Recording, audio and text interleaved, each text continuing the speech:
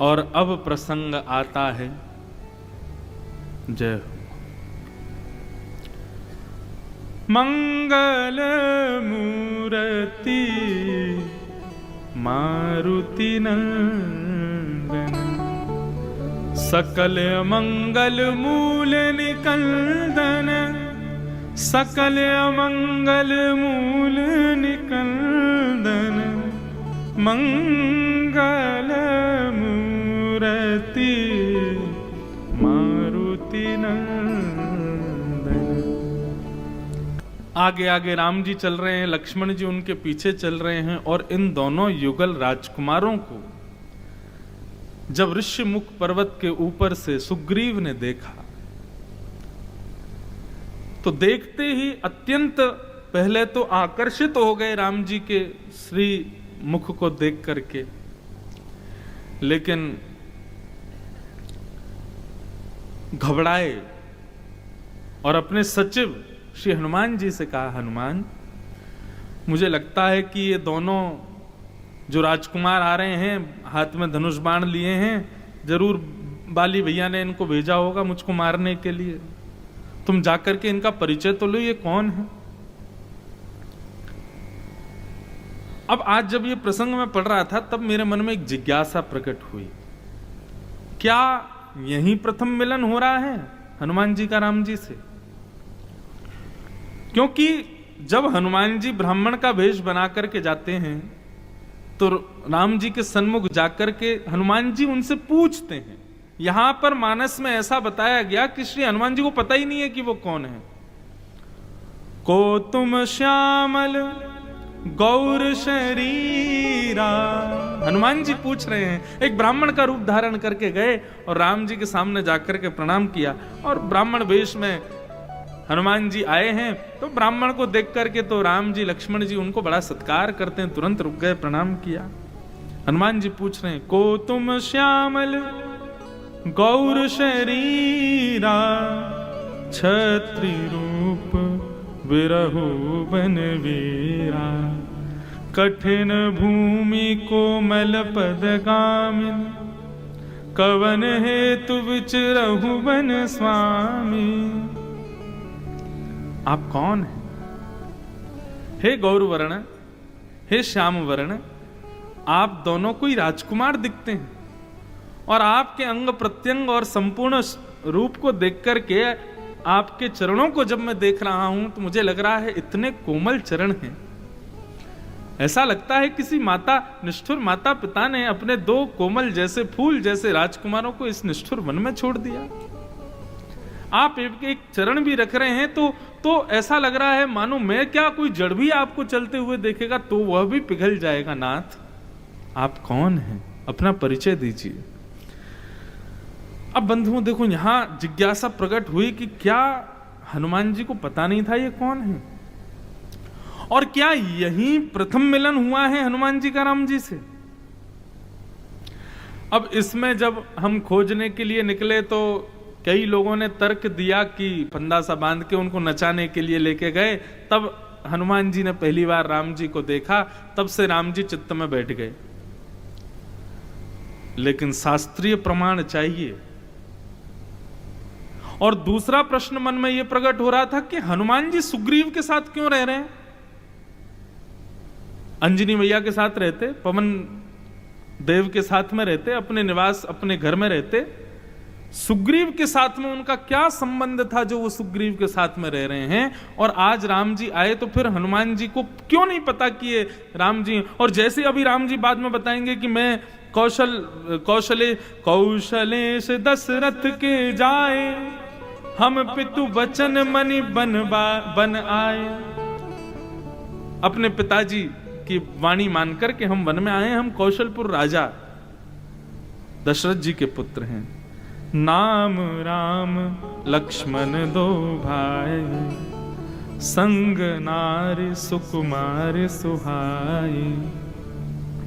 यहाँ हरि निश्चर वै देहि, विप्र फिरहि हम खोजत ते। राम जी ने जब परिचय दिया कि हम दशरथ जी के पुत्र हैं, हमारी गृहिणी साथ में थी सीता, और एक दुष्ट ने आकर के उनका हरण कर लिया है।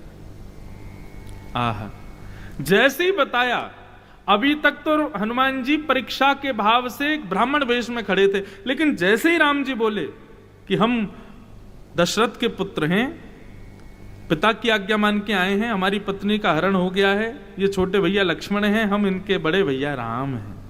राम शब्द सुनते ही हनुमान जी महाराज का तो शरीर कंपन होने लगा, अपने वास्तविक रूप में आ गए।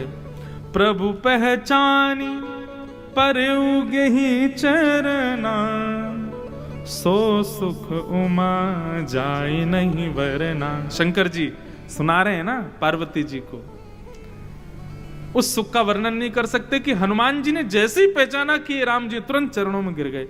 अब मेरे को यह बात पच नहीं रही थी कि हनुमान जी को पता नहीं था कि ये राम है। तो कई सारे मन में जिज्ञासाएं प्रकट हो रही थी कि सुग्रीव के पास क्यों थे, अपने माता पिता के साथ क्यों नहीं थे, राम जी को पहचानते नहीं थे, बताया उसके बाद पहचाने, इन सबके पीछे कारण क्या है। तब एक शास्त्रीय प्रमाण प्राप्त हुआ, ध्यान से सुनना। हनुमान जी के गुरु कौन हैं? कौन गुरु हैं हनुमान जी के? अरे बताओ, जोर से बोलो। सूर्य। जो दो चार इनकी आंख बंद है गई, खुल तो जाएंगी। प्रेम से बोलो जय सिया राम। तो श्री हनुमान जी के गुरु कौन? सूर्य।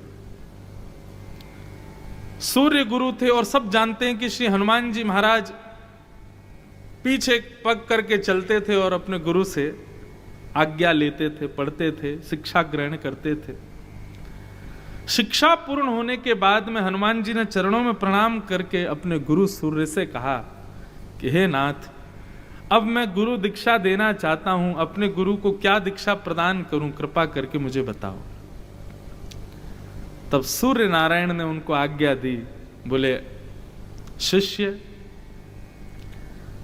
अभी त्रेता युग चल रहा है और इस त्रेता में मुझ सूर्य का बहुत बड़ा सौभाग्य है, क्योंकि मेरे वंश में साक्षात श्रीमन नारायण, साक्षात जगत नियंता जगदाधार राम रूप धारण करके आने वाले हैं, साक्षात भगवान।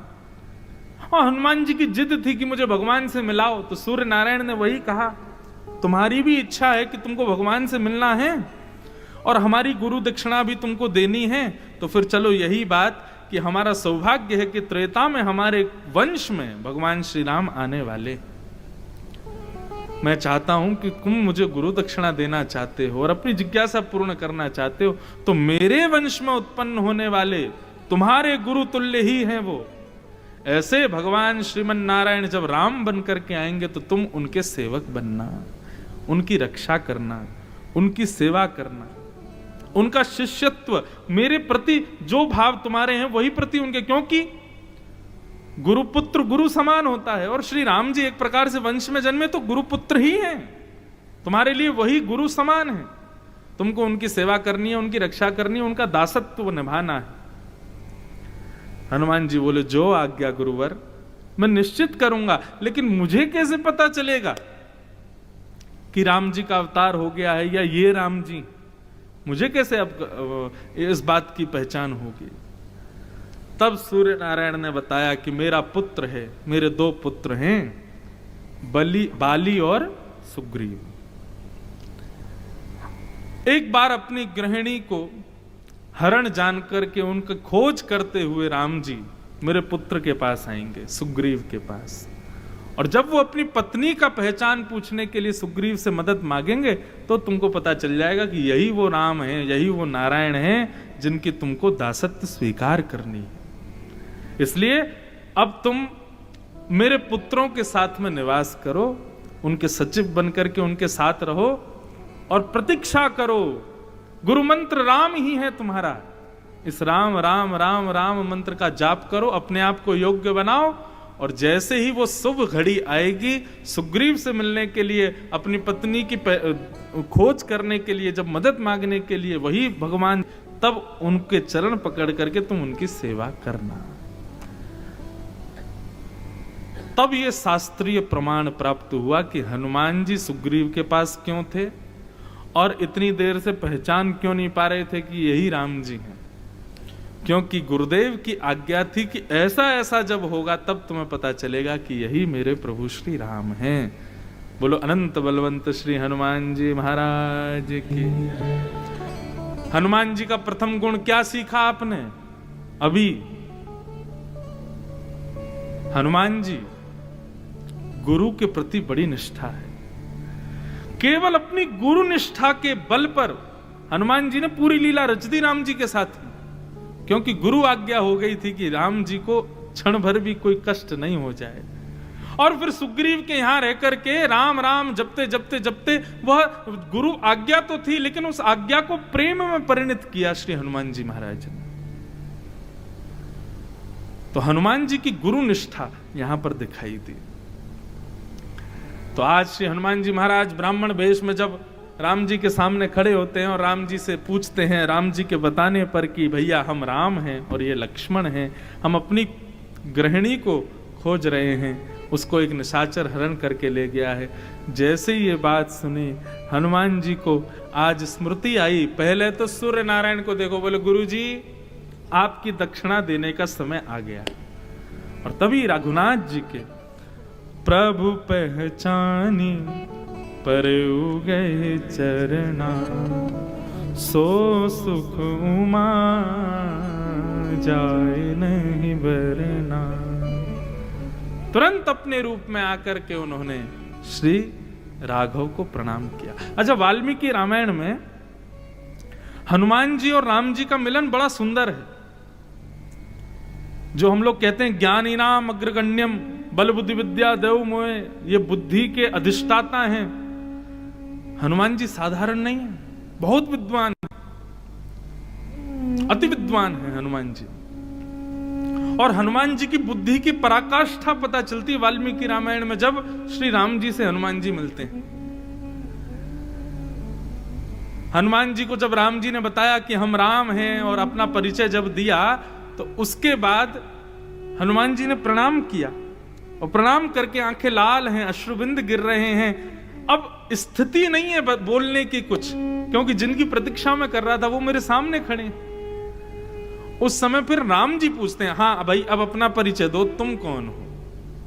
तो हनुमान जी अपना जो परिचय दे रहे हैं ना, वाल्मीकि रामायण में बहुत सुंदर है। हनुमान जी कहते हैं कि देह बुद्ध्या तु दासोहम जीव बुद्ध्या त्वदंशक आत्मबुद्ध्या त्वमेवासं इति में निश्चिता मति। हनुमान जी कह रहे हैं आप हमारा परिचय पूछ रहे हो। अब हनुमान जी की वाणी में विद्वत्ता भी है, दासत्व भी है और संकोच भी है। सारे लक्षण, सारे गुण उनकी वाणी में दिखाई दे रहे हैं। स्पष्ट अपने स्वामी के सामने बोलना नहीं चाहिए, सकुचाना चाहिए, तो संकोच भी दिख रहा है। विद्यावान है, बुद्धिमान है, इसलिए उनकी ज्ञान का भी दर्शन हो रहा है और कितने भाव में है ये भी दिख रहा है। हनुमान जी कहते हैं, राम जी ने पूछा आप कौन है, अपना परिचय दो। तो हनुमान जी बोले, यदि आप मेरे शरीर का परिचय पूछ रहे हो तो देह बुद्ध्या तु दासो हूं। अगर आप मेरे शरीर का परिचय पूछ रहे हो तो शरीर आपका दास है। लेकिन नाथ, क्योंकि आप भगवान हो तो हो सकता है कि आपको देह से कोई मतलब ना हो। आप मेरी जीवत्व का परिचय पूछ रहे हो कि भाई तुम जीव कौन हो इस शरीर के भीतर बैठे। तो जीव बुद्ध्या त्वदंशक, आपका ही अंश हूं मैं। ईश्वर अंश, जीव अविनाशी, आपका अंश हूं मैं नाथ। देह बुद्धि से आपका दास हूं, जीव बुद्धि से आपका अंश हूं और आत्म बुद्ध्या त्वमेवाहम्। यदि आप मेरी आत्मा का परिचय पूछ रहे हो कि भाई तुम कौन हो, तो आत्मा का कोई परिचय नहीं होता। जो आप हो वही मैं हूं, आप ही मेरे अंदर विराजमान हैं। इति में निश्चिता मति, ये मेरी मति कहती है। राम जी ने हृदय से लगा लिया, वाह भाई कितने विद्वान हो तुम। समझ में आई कि यही ताली बजा दी है? समझ में आई ना। देखो first impression is the last impression. पहला ही इंप्रेशन अच्छा होना चाहिए। हनुमान जी का फर्स्ट इंप्रेशन बहुत अच्छा था, राम जी के, इसीलिए हृदय में बैठ गए हनुमान जी। क्यों? बुद्धि, दासत्व, प्रेम, ज्ञान, सबको एक एक शब्द में बता दिया राम जी को। इति में निश्चिता मति, ये मेरी मति कहती है। इतने परिचय दे दिए राम जी ने अपने हृदय से लगाया। तो पुलकित तन मुख आओ न बचना, देखत रुचेर वेश के रचना। आहा, हनुमान जी की स्थिति गोस्वामी जी बता रहे हैं कि हनुमान जी के वचन नहीं निकल रहे मुख से। राम जी के सुंदर रूप को और राम जी के एक एक रोम को देखने में हनुमान जी उसी में ही व्यस्त हो गए हैं। कितने सुंदर हैं राम जी, उनकी रूप माधुरी को देख करके हनुमान जी महाराज आनंदित हो रहे हैं।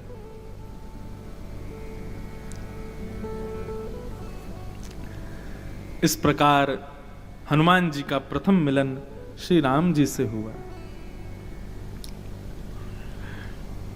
तब हनुमान जी के दैन्य का भाव यहां पर प्रस्तुत किया गोस्वामी जी ने।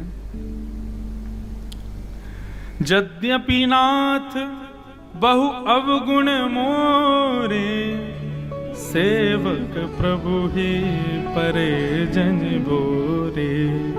नाथ जीव तब माया मोहा, सो निस्तरई तुम्हारे छोहा।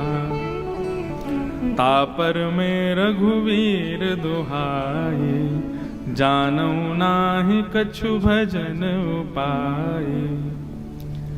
इस प्रकार हनुमान जी महाराज ने अपने दासत्व का, दीनत्व का वर्णन किया। गोस्वामी जी उसका वर्णन करते हैं।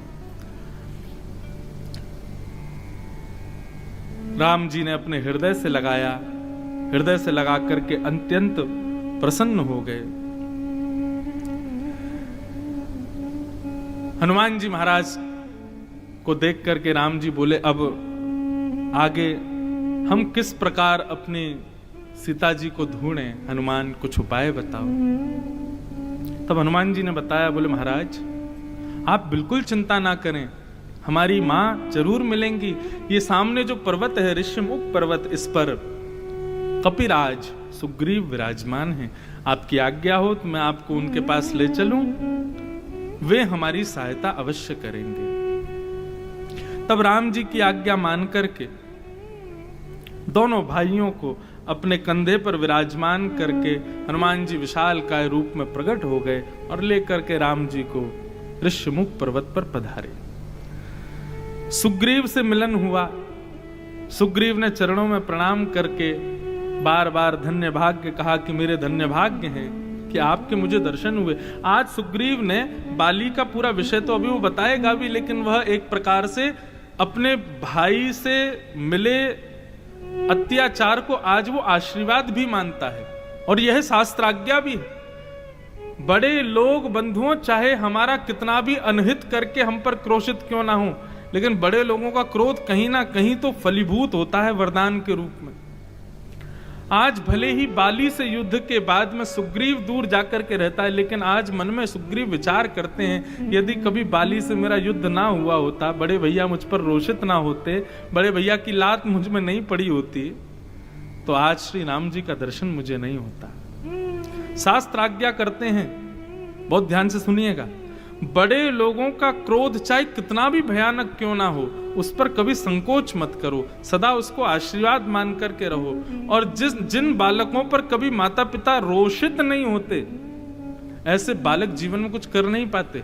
इसलिए बालकों को चाहिए, माता पिताओं को अगर गुस्सा नहीं आता तो जबरदस्ती ऐसा कुछ करो कि माता पिता को क्रोध आवे, 2-4 थप्पड़ वप्पड़ पड़े, तभी कल्याण होगा जीवन में। जो बालक बचपन में माता पिता की डांट नहीं सुनते, उनसे थोड़े बहुत पिटे नहीं है, ऐसे बालक जीवन में पूज नहीं पाते, कुछ श्रेष्ठकर नहीं बन पाते। इसलिए माता पिता, बड़े भाई, बड़ी बहन, गुरुजन, इन सब की डांट फटकार भले ही कैसी भी हो, वो कहीं ना कहीं कृपा करती है। आज सुग्रीव को वो अनुभव हुआ।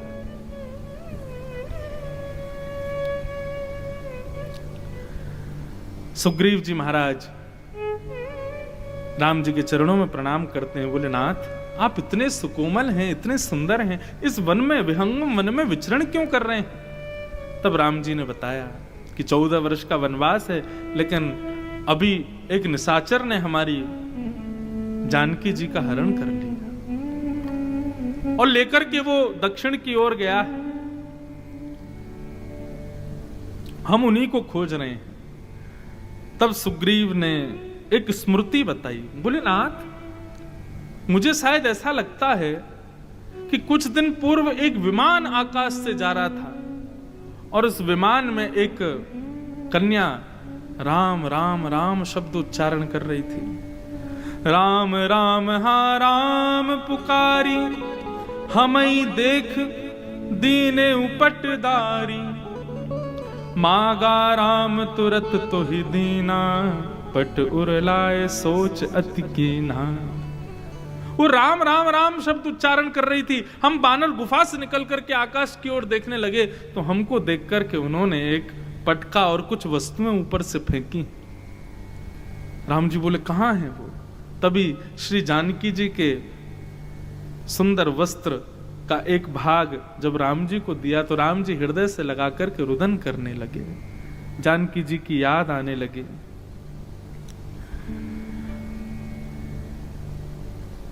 राम जी को विलकता देख और फिर वहां प्रसंग आता है कि और भी कई सामग्रियां दिखाई गईं।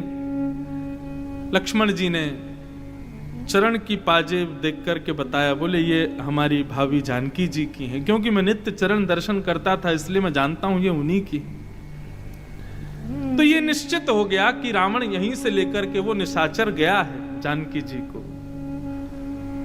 तब सुग्रीव ने कहा, बोले महाराज आप बिल्कुल चिंता ना करें, मैं निश्चित ही जानकी जी का पता लगाने में आपकी सहायता करूंगा, परंतु मेरा भी एक कष्ट सुन लीजिए। मैं और मेरे भाई हम दोनों का युद्ध चल रहा है, वे मेरे से बड़े नाराज हैं। राम जी बोले क्या बात है जरा बताओ तो। तब बाली ने सुग्रीव ने पूरी कथा बताई। बोले एक मायावी राक्षस था, उसने आकर के मेरे भाई बाली को ललकारा, बाली उसके पीछे भागा तो एक गुफा में चले गए दोनों, मैं साथ में ही था। बाली मुझसे कह के गया, बोले 15 दिन तक प्रतीक्षा करना, नहीं आऊं तो तुम वापस चले जाना, राजपाट संभालना। मैंने 30 दिन तक इंतजार किया लेकिन बाली नहीं आया, तो 30 दिन बाद मैंने रक्त की धार आती देखी, मुझे लगा शायद बाली की हत्या हो गई है। मुझे लगा वो मायावी राक्षस कहीं हमारे नगर पर आक्रमण ना कर दे, इसलिए मैंने विशाल पर्वत से उस गुफा को ढक दिया। और जैसे ही लौट करके आया तो सब लोगों की राय मानकर के मैंने राजगद्दी को स्वीकार कर लिया। मेरा राज तिलक हुआ, इतने में ही बाली का आगमन हो गया। और जैसे ही बाली ने मुझको राज सिंहासन पर बैठा हुआ देखा, बोला अरे दुष्ट, राज मद का लोभी है तू, तुझसे कह करके गया था प्रतीक्षा करना, पर तू वहां उस गुफा के दरवाजे को बंद करके ताकि मैं वहीं मर जाऊं, तू निष्कंटक राज्य करे, इसलिए आकर के यहां बैठा है। मैंने बहुत समझाने का प्रयास किया लेकिन बाली ने मेरी नहीं सुनी और मुझे लात मार करके अपने राज्य से बाहर कर दिया और मुझसे कहा है कि आइंदा दिख मत जाना। वो मारने के लिए मुझे आ रहा था लेकिन ऋष्यमुख पर्वत पर वो आ नहीं सकता, उसको शाप लगा है। महाराज मेरा भाई बहुत बलवान है, परंतु एक दोष उसमें है जिस दोष के कारण मुझे अत्यंत ग्लानि होती है कि उसने मुझे तो बाहर किया लेकिन मेरी गृहिणी को अपने पास ही रख लिया है। नाथ, वो बाली जब तक मेरे से शत्रुता मान करके रखेगा तब तक मुझे दिक्कत हो सकती है आपकी सहायता करने में। राम जी बोले तुम बिल्कुल चिंता मत करो, हम बाली का वध करेंगे, बाली से तुमको मुक्त करेंगे, तुम्हारी शत्रुता को हम नष्ट करेंगे। हम तुम्हारा एक काम करेंगे पर तुम जानकी जी की खोज में हमारी मदद करना।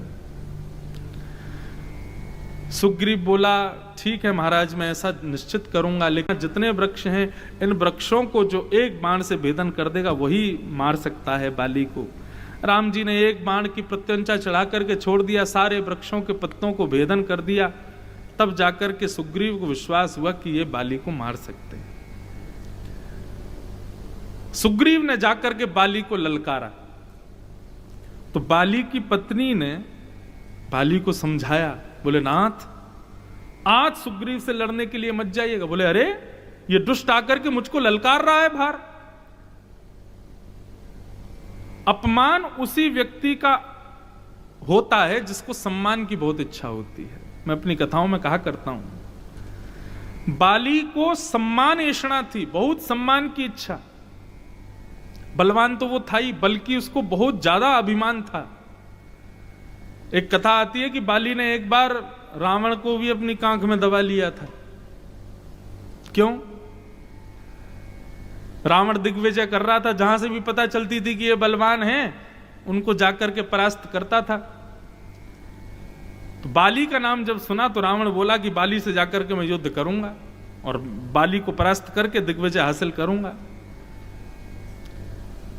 तो बाली का नियम था कि वो संध्या करता था समुद्र में, इतना इतना समुद्र के भीतर खड़े होकर के वहां जाकर के संध्योपासन करता था। और संध्योपासन करने के बाद बाली इतना बल, सूर्य पुत्र है, साधारण बात नहीं है, इतना बलवान था कि वो संध्या करने के बाद में सूर्य नारायण को प्रणाम करने जाता था और उसके बाद पृथ्वी पर पूरे ब्रह्मांड का एक परिक्रमा लगाने के बाद तब अपने राज्य में आता था। ये उसका नियम था। तो एक दिन बाली संध्या कर रहा था, तभी रावण आ गया समुद्र के तट पर। और जैसे ही उसने सोचा ये बाली बढ़िया है, जल में खड़ा है, इसको पीछे से जाके पकड़ करके डुबा दूंगा, इसको मार दूंगा, मेरी विजय हो जाएगी। लेकिन बानर का एक स्वभाव होता है, बानर को दिशा से आने वाली हवा से भी पता चल जाता है कि पीछे कोई खड़ा है। और ये बात हम वृंदावन वासियों से अच्छा कोई नहीं जानता, हम वृंदावन वाले बहुत बढ़िया जानते हैं। ये बानर का स्वभाव होता है। बानर बैठा हो और आप पीछे से कितना भी सावधान होकर के जाओ, बानर को फिर भी ऐसे पीछे ही देखेगा, उसको पता चल जाता है। और एक और बानर का स्वभाव होता है, जैसे कि बंदर आपकी कभी खिड़की पे आके बैठ जाए तो आप कोई वस्तु सामग्री खिड़की के अंदर थोड़ा समीप रख दो, तो बंदर का एक स्वभाव है, जैसे आपने सामग्री इधर रख दी तो बंदर ऐसे बैठ जाएगा, देखेगा उसी को, लेकिन हमको ऐसा दिखाएगा कि विपरीत देख रहा है। और आप उस सामग्री को थोड़ा उस तरफ रख दो, उधर रखोगे तो ऐसे हो जाएगा, ऐसे ऐसे देखेगा। ऐसे कई मानवों के भी स्वभाव होते हैं। हाँ, वो कई बार जब पंगत खाने बैठे होंगे आप तो देखा होगा, बगल वाले को ज्यादा मिलता है तो इधर वाला ऐसे ही देखता रहता है, इसको ज्यादा मिला है। तो ये मानव स्वभाव भी है, ये बानर स्वभाव भी है। हम लोग तो ब्राह्मण देवता है ना, हम तो पंगत आदि कहीं कहीं पाते रहते, तो इस बात का बड़ा अनुभव होता है। और हमारे यहां तो एक और पैज लगती है। ब्राह्मणों की एक पहचान है कि वो लिफाफे के बाहर से पता कर लेते हैं कि इसमें कितना है। तो जब किसी यजमान के यहाँ प्रसादी पाने जाते हैं, वो लिफाफा जब मिलता है तो उस समय सबके मुंह देखने लायक होते हैं। अब ब्राह्मण बेचारे कितने निष्किंचन, कभी कह करके तो लेते नहीं, अब जो दे दिया यजमान ने सब स्वीकार। तो अब उस लिफाफे को, सब्जी में कितना नमक था, नींबू था, रोटी कैसी आई थी, इन्हीं से अनुमान लगा लेते हैं लिफाफे में कितना होगा। और फिर एक दूसरे को देखते हैं तो कई ब्राह्मण बड़े आनंद विनोद भी करते हैं, जबरदस्ती 200-300 रुपया अपने लिफाफे में ज्यादा रखते हैं। और जब एक संग सब खोलेंगे ना तो फिर बैठ लगती है, हाँ भाई तेरे में कितने हैं? बोले कि भाई यजमान के भोजन प्रसादी आदि उसके स्वभाव से तो लग रहा 500 से ज्यादा दिए नहीं होंगे। और खोलो तो जैसे ही 500 निकलते, देख मैंने कही 500 ही निकलेंगे। और एक ब्राह्मण थोड़ा चतुर है, उसने 200-300 और एक्स्ट्रा रख लिया। वो 300 निकालता है तो उसको इतनी बेचैनी हो जाती है, रात में सो नहीं पाता कि उसको 300 ज्यादा क्यों दिए, मुझे कम क्यों दिए। सब बातें निकल के आ गई हैं भाव। तो बानर का स्वभाव होता है कि अगर उसके सामने कोई वस्तु रख दो तो वो विपरीत दिशा में दिखता है। बाली जब कर रहा था, इतने में ही पीछे से रावण आने लगे तो उसको पता चल गया था कि रावण आ गया है, लेकिन रावण आते जैसे ही उसको पता चला रावण आ रहा है तो और ज्यादा गहरी तपस्या में चला गया। बोले जैसे ऐसा लगे इसको कुछ पता ही नहीं है। और जोर से गायत्री मंत्र का उच्चारण करने लगा, नाम जप करने लगा, अपनी संध्योपासन करने लगा। रावण ने कहा यही बढ़िया समय। पीछे से रावण धीरे से गया और जैसे ही जाकर के बाली को ऐसे पकड़ा, बाली ने तुरंत ऐसे हाथ उठा करके दबा लिया रावण को यहीं, और नाम जप करने लगा। उसको कोई मतलब नहीं मैंने पकड़ लिया है। और नाम जप करने के बाद में संध्योपासन करने के बाद सूर्य अर्घ दे करके और निकल गया, सूर्य को प्रणाम करने गया। सूर्य को प्रणाम करने के बाद ब्रह्मांड का 3 परिक्रमा लगाई, पृथ्वी की परिक्रमा लगाई, सब जगह भ्रमण करता हुआ लौट करके जब अपने स्थान पर आया, अपने घर आया, तब आकर के कहते हैं बाली ने अंगड़ाई ली, थक गया था ना, तो जैसे ही अंगड़ाई लेने के लिए हाथ ऊपर किए सोई रावण गिर गया। रावण जैसे ही गिरा तो बाली बोला अरे कौन हो तुम, यहां क्या कर रहे हो?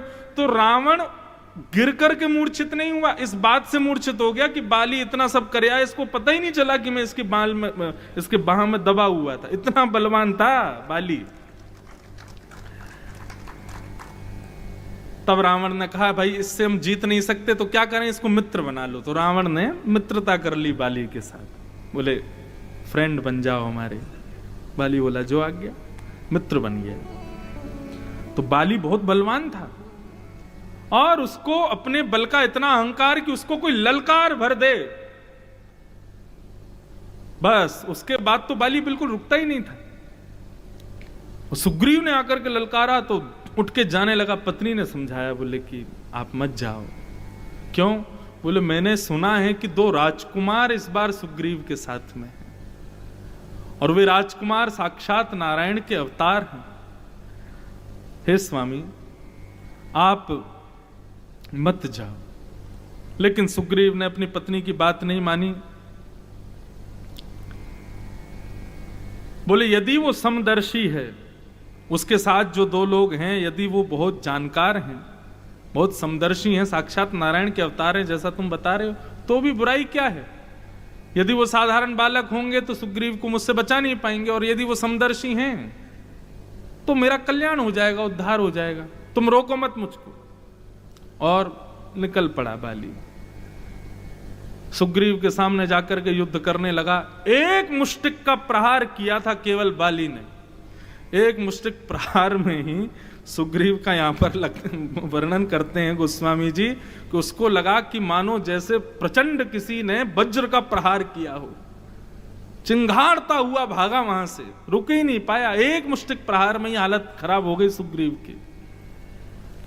दौड़ा दौड़ा आया, आकर के राम जी के चरणों में गिर गया। बोले महाराज आप तो कह रहे थे कि मैं उसको मार दूंगा, आपने कुछ नहीं कहा। बोले भैया तुम दोनों भैया एक जैसे दिखते हो, एक रूप तुम भ्राता दो, ते ही भ्रमते नहीं मारे उसो। अच्छा एक प्रसंग सुना है। लोग कहते हैं राम जी वैसे तो इतनी मर्यादाओं का पालन करते हैं और यहां बाली को छुप करके मार रहे हैं,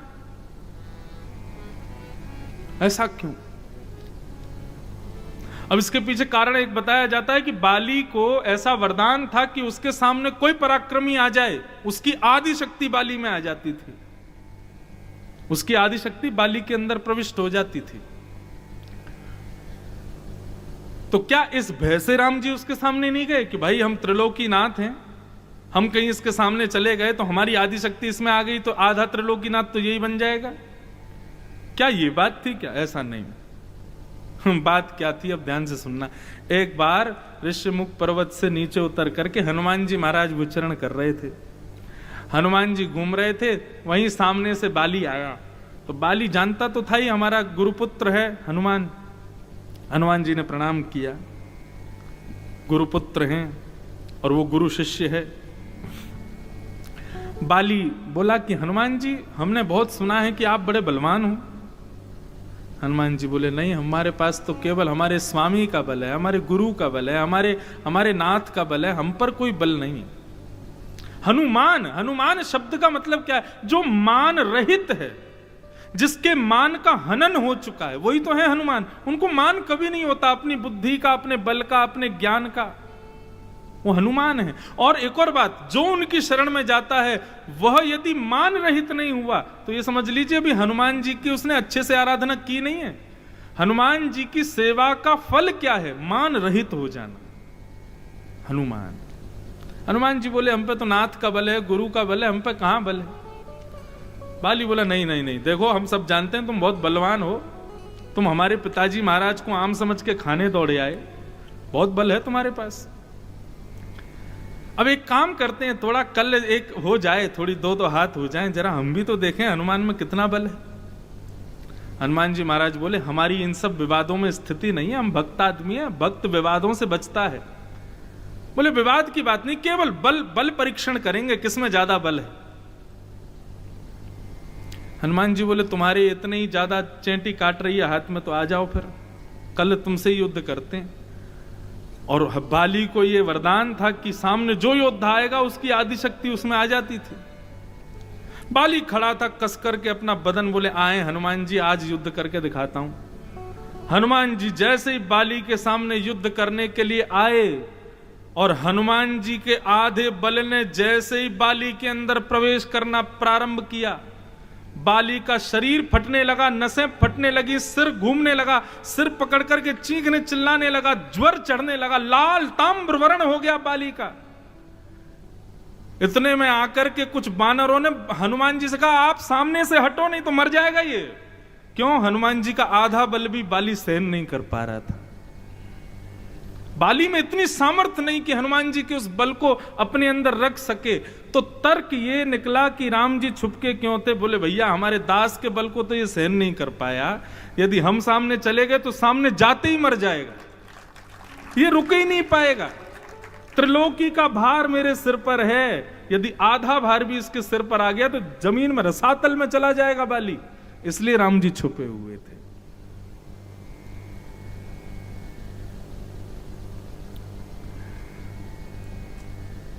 तो कितने बलवान होंगे, लेकिन देखने में कोमल। ऐसे हनुमान जी कितने ज्ञानी, कितने बलवान हैं, लेकिन सदैव अदृश्य रहते हैं। राम जी बोले भैया तुम दोनों एक जैसे दिखते हो। सुग्रीव रोने लगा, उसने देखो मुझे कितनी जोर से मारा। तो आहा, गोस्वामी जी वर्णन करते हैं, कर पर सा सुग्रीव शरीरा। राम जी ने अपने हाथों से सुग्रीव के उस स्थान का स्पर्श किया जहां बाली ने। राम जी क्यों इतना कर रहे हैं सुग्रीव के लिए? क्यों? क्योंकि सुग्रीव ने वचन दिया है कि सीता जी को खोजेगा, भक्ति को पुनर्स्थापित करने का वचन दिया है, उसके लिए राम जी कुछ भी करेंगे। समीप बुलाकर के मेली कंठ सुमन के माला, पठवा पुनि बल दे विशाला। अपने गले से एक सुंदर सुमनों की माला उतार करके राम जी ने बाली के गले में पहना दी, सुग्रीव के गले में पहना दी। बोले लो सुग्रीव, अब तुम दोनों भैया एक जैसे हो, लेकिन हम माला से पहचान जाएंगे कि तुम हो। सुग्रीव बोला अब क्या करूं? बोले जाओ फिर से। बोले अब के मारेगा तो नहीं? बोले वो हाथ उठाएगा उससे पहले हम उसका सब कर देंगे काम। यहां जैसे युद्ध करने के लिए पुनः सुग्रीव ने ललकारा। बाली बोला अब नहीं बचेगा ये, अभी तो केवल मैंने इसका स्पर्श किया था, अब तो मैं इसको रसातल में घुसा दूंगा भीतर। बाली निकल करके बाहर आया, बोले अब भी तेरे को पता नहीं चला कि कितना बल है मुझ में? बोले अरे बल क्या दिखाता, आ युद्ध कर मेरे से। जैसे ही बाली मुष्टिक प्रहार करने के लिए जाने लगा, दूर खड़े राम जी ने बाण का संधान करके जैसे ही छोड़ा, एक बाण लगते ही बाली तुरंत पृथ्वी पर गिर गया। बाली गिर गया।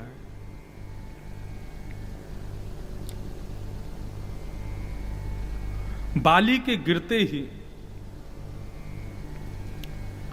राम जी समीप आए। कहते हैं कि बाली अचेत हो गया था, मरणासन स्थिति में आ गया था, लेकिन जैसे ही उसने राम जी को देखा तो राम जी को देखते ही बाली पुनर्बैठ गया, उठ करके बैठ के खड़ा हो गया। उनकी रूप कांति को देख करके, रूप कांति देख करके बाली अत्यंत प्रसन्न हो गया, मानो उसकी भी पीड़ा जैसे दूर हो गई हो। राम जी को देख करके बाली ने भगवान को बारंबार प्रणाम किया। धर्म हेतु अब तरऊ गुसाई, धर्म हेतु अब तरऊ गुसाई, मारे हूँ मोहि व्याध की नाई, मारे हूँ मोहि व्याध की नाई, मैं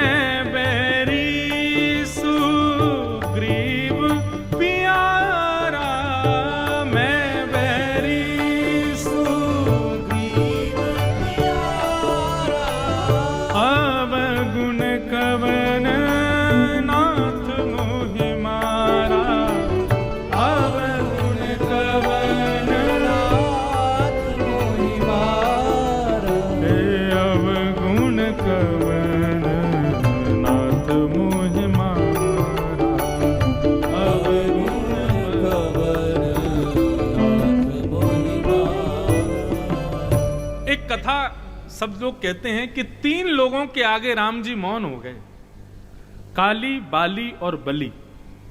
ये 3 ऐसे लोग हुए, ऐसे राक्षस तो नहीं थे, लेकिन ऐसे भक्त हुए भगवान के जिनके आगे राम जी भी मौन हो गए।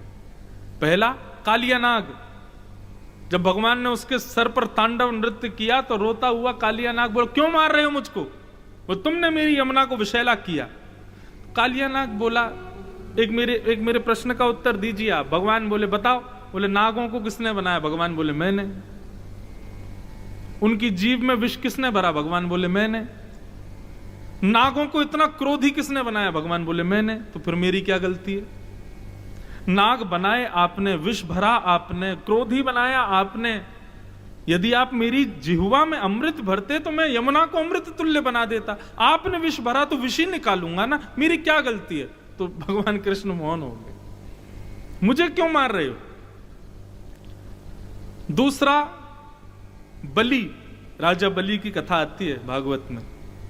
जब भगवान बामन बनकर के गए और 3 पग जमीन मांगने के भाव से विराट होकर के तीनों लोगों को 2 पग से नाप लिया, तीसरा पग रखने के लिए भगवान के पास कुछ नहीं बचा, तो बाली को बंदी बना लिया। बलि को, बलि जब बंदी बन गया तो बलि, वहां भागवत की बड़ी सुंदर कथा है, भगवान कहते हैं बता तीसरा पग कहां रखे? तो बलि कहता है मैं सिर पर रख दूं। भगवान बोले क्यों? बोले आपने मेरी संपत्ति को नापा, मालिक तो अभी बैठा है, सिर पर रखो। तब भगवान मोहित हो गए बलि के भाव पर। वो बोले मैं तो तुझे छलने आया था, तेरी भक्ति ने मुझे छल लिया बलि। बहुत सुंदर। और तीसरा था ये बाली। बाली आज कह रहा है आपका अवतार धर्म परायणता के लिए हुआ, धर्म संस्थापनार्थाय संभवामि युगे युगे। लेकिन अभी आपने ये क्या किया नाथ? मारे हूं मोहि व्याध की नाई, मैं बैरी सुग्रीव प्यारा। आपको सुग्रीव इतना प्यारा हो गया, मैं बैरी लग रहा हूं आपको? मुझे क्यों मारा नाथ आपने? अवगुण कवन नाथ मोए मारा, मेरा क्या अवगुण था? यदि भाई भाई के युद्ध को आप इस प्रकार से पक्षपात करेंगे, कौन भरोसा करेगा आप पे? घर की कई बातें होती, भाइयों में लड़ाई हो जाती है। मेरी और सुग्रीव की भी ऐसे ही हो गई। आपको समरसता कराने की जगह आपने आके मुझको मार दिया। नाथ मुझे आपने मारा, इसका मुझे शोक नहीं, लेकिन मैं जानना चाहता हूं तो फिर आप धर्मपरायण कैसे? क्या गलती है मेरी? राम जी एक क्षण के लिए मौन हुए और फिर गए और जाकर के बोले बताएं क्या गलती थी तुम्हारी? बोले क्या? अनुज बधू भगनी सुत नारी, सुन 60 कन्या सम चारी, इन्हीं कुदृष्टि बिलो कई जोई, तेहि वध कछु पाप नहीं होई। अरे मूर्ख, छोटे भाई की पत्नी अपनी बहन, पुत्री की स्त्री और जो अभी कन्या अवस्था में है, ऐसे इन चारों पर जो कुदृष्टि रखता है, ऐसे दुष्ट को यदि मार दिया जाए बिना पूछे बिना बताए तो उसमें पाप नहीं लगता है। सुग्रीव तेरा छोटा भाई है, तू उसके लिए पिता समान है और तेरी पत्नी सुग्रीव के लिए मां समान है। सुग्रीव तेरे लिए पुत्र और उसकी पत्नी तेरे लिए पुत्री समान है। तुमने सुग्रीव को बाहर किया, यदि इतनी बात मुझे पता होती तो मैं बैठ करके कोई ना कोई बात तुम्हारी करवाता, लेकिन जब मुझे पता चला कि तुमने सुग्रीव की पत्नी को अपने पास रखा है, बस इसी कारण से तुम्हारा वध हुआ है। और तुम बहुत मेरे धर्मपरायणता मुझे सिखा रहे हो कि धर्म सीखो आदि आदि सब बातें। यदि इतना ज्यादा तुझे लगता है कि मैंने गलत किया तो मैं तुझे अभी जीवित कर दूंगा, अभी जीवन दान दे दूंगा। बता, चाहिए जीवन? जब ये बात राम जी के मुख से सुनी, सुनत राम अति कोमल बानी, बाली शीस पर से तुझे जीवित कर दूं दोबारा से, ठीक हो जाएगा तू। तब बाली मुस्कुराता हुआ कहता, बोले ना अब मुझे नहीं जीना। बोले क्यों? अब क्यों नहीं जीना? अभी तो तुम कह रहे थे कि मुझे क्यों छल से मार दिया। छल से मारा हमने तो अभी जीवित कर देते हैं तुमको। बलि बोले नहीं नहीं महाराज, आज तो मेरे सौभाग्य की सराहना करूंगा मैं। क्यों? बोले बड़े बड़े ऋषि हजारों वर्षों की तपस्या करते हैं जिस स्थिति के लिए, बड़े बड़े मुनि अपने घरों का त्याग कर देता है जिस स्थिति के लिए, बड़े बड़े भक्त जीवन भर नाम परायण रहते हैं जिस स्थिति के लिए, वो बाली को सहजता में मिल रही है। बाली कैसे गवा दे? बोले क्यों? बोले अंत राम कहे आवत नहीं। अंतिम समय में राम नाम मुख से निकल जाए इसके लिए तरसते हैं लोग। मेरे तो सामने खड़े हो आप। आहा, जन्म जन्म मुनि जतन कराही, अंत राम कहीं आवत नाही, जासु नाम बल शंकर काशी, देत सवही सम गति अविनाशी। नमः पार्वती पतये हर। लो, आज कथा में बाली के मुख से काशी विश्वनाथ आई गए। बोले कि भैया, जिन राम का नाम लेने से परम गति मिलती है और जिन राम का नाम कान में फूंक करके काशी की गलियों में महादेव तारक मंत्र सुना करके उनको तार देते हैं, वो राम का नाम सुनने के लिए लोग मरघटा वहां मणिकर्णिका घाट पर जाते हैं अपना संस्कार कराने। मेरे तो सामने वो साक्षात राम खड़े हैं। ऐसी मृत्यु से कौन बचना चाहेगा?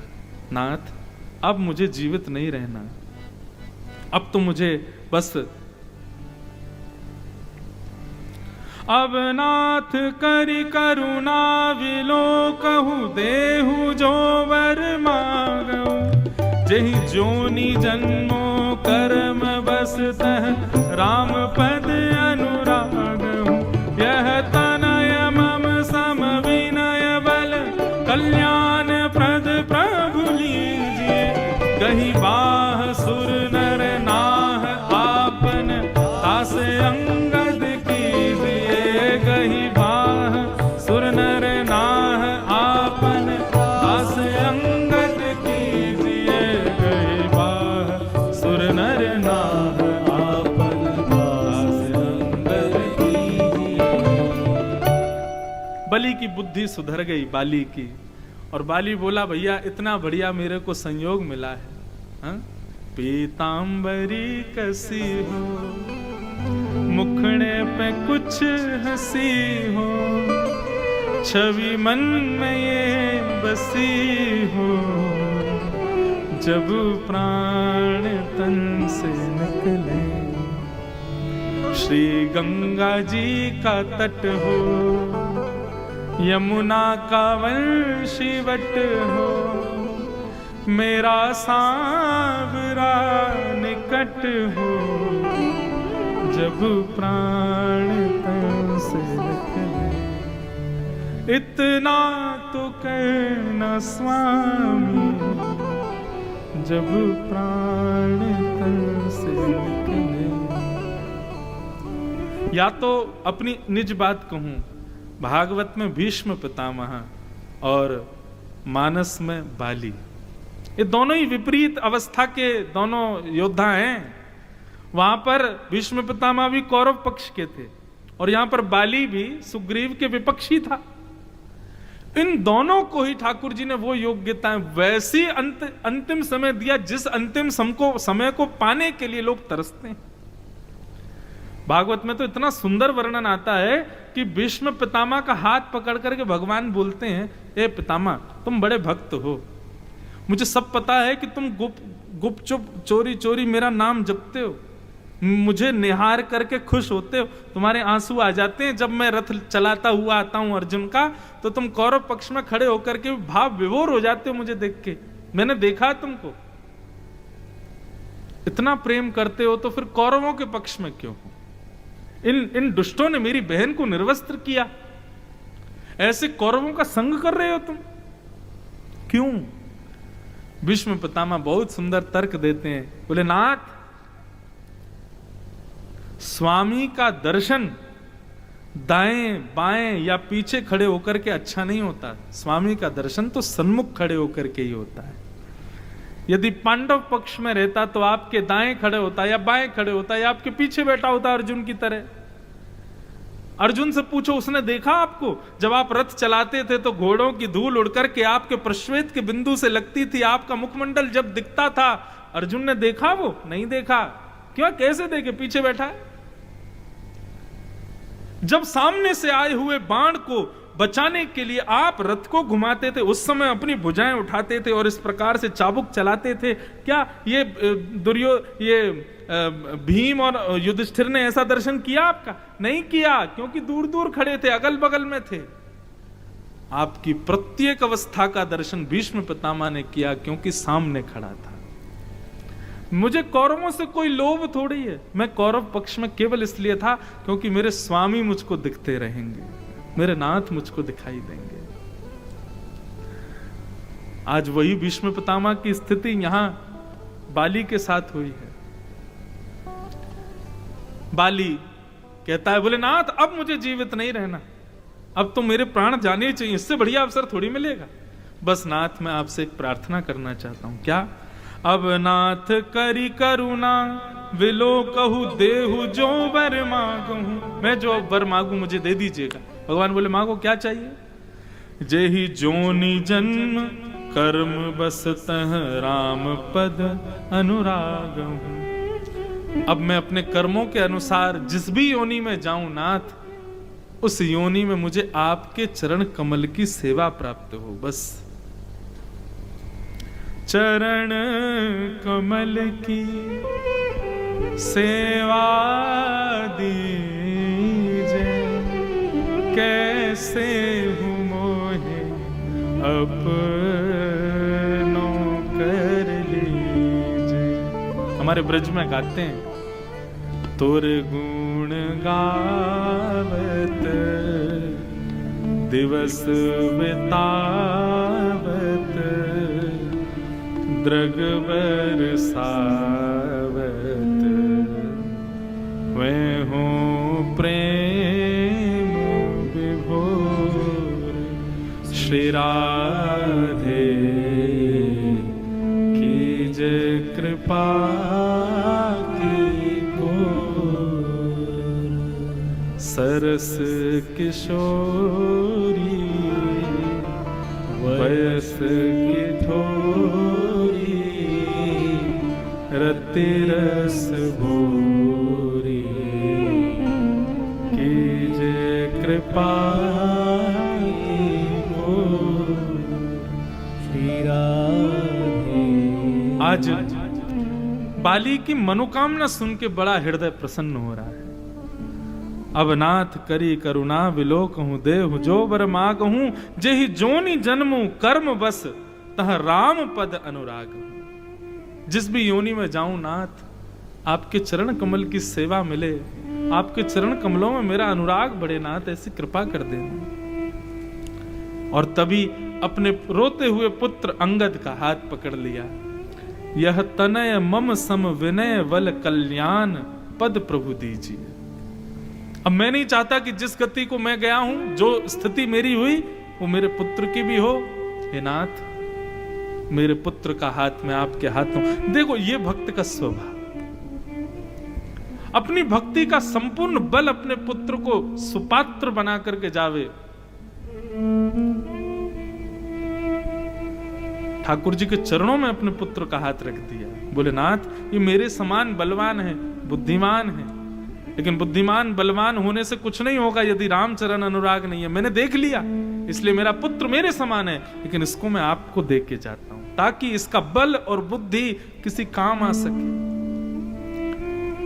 गहिवाह सुर नर नार, आपन दास अंगद कीजिए। अब इसका आप अपना दास कर लीजिए नाथ, क्योंकि मैं जानता हूं ये मेरे समान बलवान है, और मैं अपने बल की स्थिति आज देख रहा हूं ना, मैंने क्या किया, क्योंकि मेरे जीवन में आप नहीं थे, इसलिए वो गति मेरे पुत्र की ना हो, आप इसको स्वीकार करो।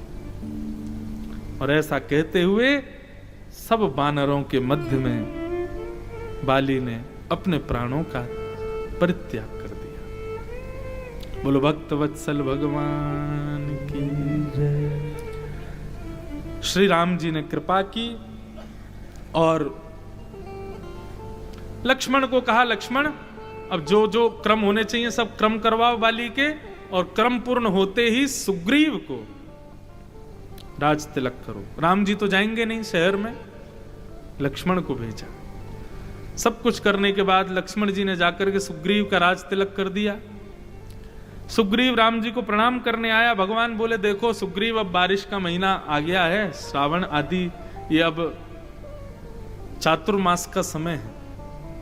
चातुर्मास में नदियां भर जाती हैं, आदि आदि सब होता है। अब 4 महीने तक आप अपना राजपाट संभाल लो, 4 महीने बाद याद रखना हमारी जानकी जी को खोजना है।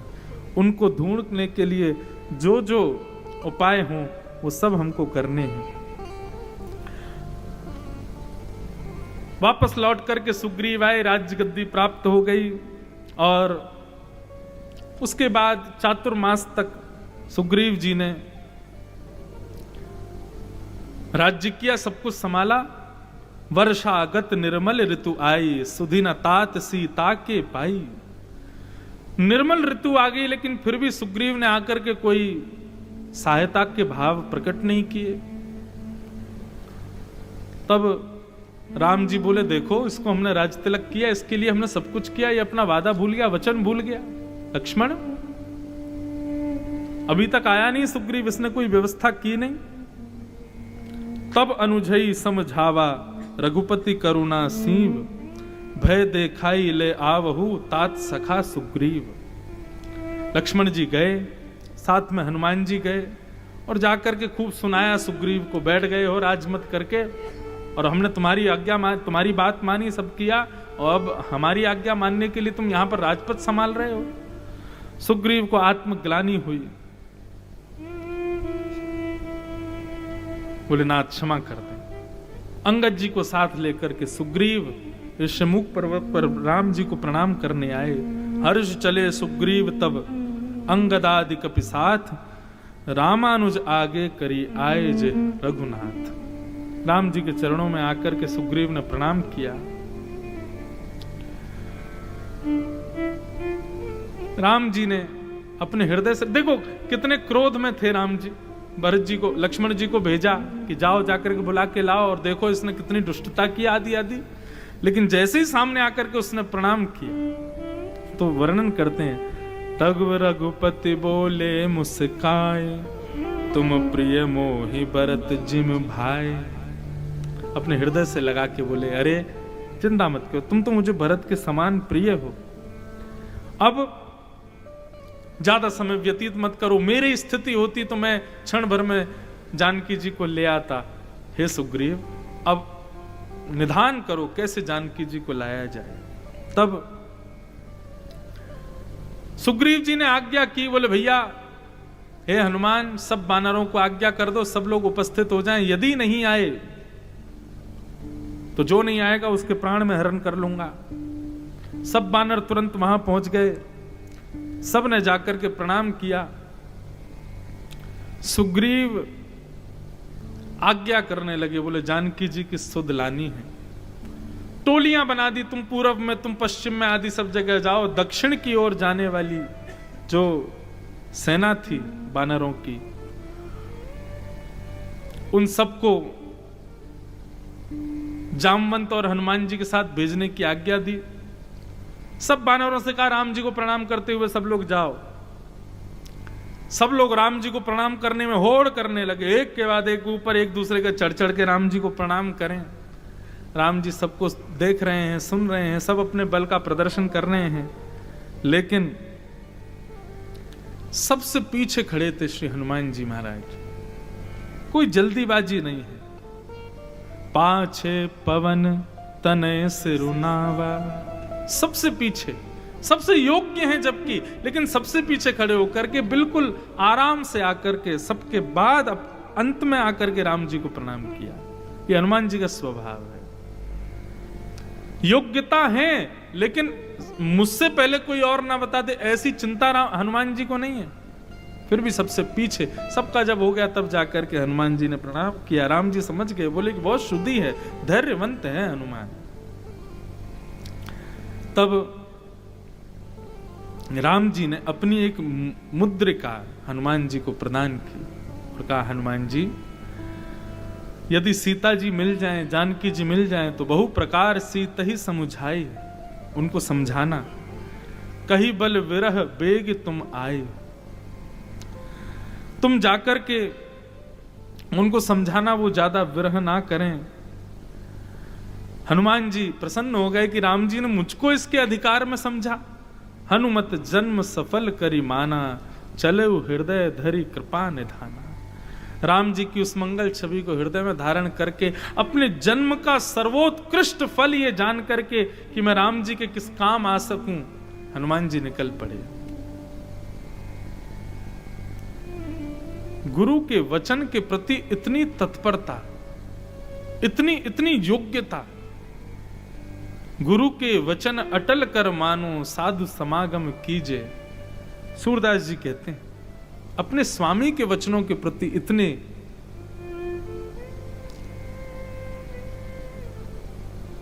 श्रेष्ठता है हनुमान जी के हृदय में। निकल पड़े सब बानरों के साथ में। बानर सब दक्षिण की ओर जा रहे थे। तभी मार्ग में एक जगह सब लोग जल पीने के लिए रुके, तो वहां पर एक स्वयं प्रभा नाम की एक कन्या बैठी थी, जिसको देवताओं ने ही मार्ग बताने के लिए भेजा था। स्वयं प्रभा ने सब बानरों को मार्ग प्रशस्त किया और प्रशस्त करके वो वहां से प्रस्थान कर गई। बानर सब आगे गए। तभी एक गुफा में जाकर के सबने एक विशाल घोंसले को देखा और वहीं सब बैठ करके जलादि पान कर रहे थे। तो वहीं पर एक संपाति नाम का पक्षी बैठा था। उसने जब इन सब बानरों को देखा तो बानरों को देख करके उसके मन में भाव उत्पन्न हुआ, बोले वाह, इतने दिन से भूख लगी थी, भोजन मिल नहीं रहा था, आज देखो भगवान ने मेरी बात सुन ली, कितना सारा भोजन भेजा है, अब इन सब बानरों को खा करके मैं अपनी भूख बुझाऊंगा। अंगद जी उसकी बात सुन करके कहने लगे, हे राम, हम राम जी के काम करने के लिए निकले थे, अभी तक सीता जी की सुध तो मिली नहीं और यहाँ ये बैठा ये पक्षी हमको खा जाएगा, अब क्या करें। अरे भैया, इससे बढ़िया तो वो एक और गीधराज मिले थे, जटायु, जिन्होंने सीता जी की सुध के लिए अपने प्राणों का परित्याग कर दिया, सीता जी की रक्षार्थ ऐसे अपने जीवन का परित्याग कर दिया। देखो वही गिद्ध है ये भी। अंगद जी सब बानरों को बता रहे हैं, लेकिन ये हमको खाना चाहता है। वो गिद्ध कितना बढ़िया था, उसने प्राण त्याग दिए। संपाति को जब पता चला कि क्या कहा तुमने, जटायु जीवित नहीं है, बोले हाँ, जटायु जी के प्राण हरण कर लिए रावण ने। सीता जी की सुध ले रहे थे, सीता जी की रक्षा कर रहे थे, तो रावण ने उनके पंख काट दिए, उनकी हत्या कर दी। अरे वो तो कितने सौभाग्यशाली, एकमात्र वे ही हैं जिनकी राम जी ने अपने हाथों से संस्कार किया। ये सुनकर के संपाति बहुत रोया। संपाति मन में विचार करने लगा और सब अपनी पूर्व कथाएं बताने लगा। हम दोनों भाई थे, एक दिन होड़ लगी, सूर्य के पास कौन पहले पहुंचे। तपन को जान करके, बुद्धिमान था मेरा भाई, जटायु लौट गया, लेकिन मैं अपने बल का अभिमानी सूर्य के जितना समीप गया मेरे पंख जल गए।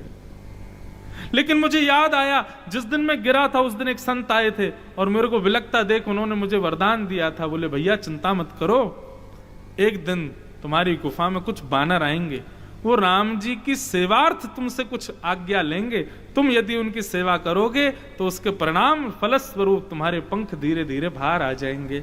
मुझे लगता है कि आप सभी रामदूत हैं और आप सीता जी की सुध लेने के लिए आए हैं, लेकिन मैं उड़ तो नहीं सकता, लेकिन गिद्धहि दृष्टि अपार, मैं अभी देख के बताता हूं कहां है। तुरंत अपनी दिव्य दृष्टि से उसने देख करके सब बता दिया, बोले कि लंका में अशोक वाटिका है जहां पर जानकी जी को बंदी बना रखा है, आप लोग वहीं प्रस्थान करो।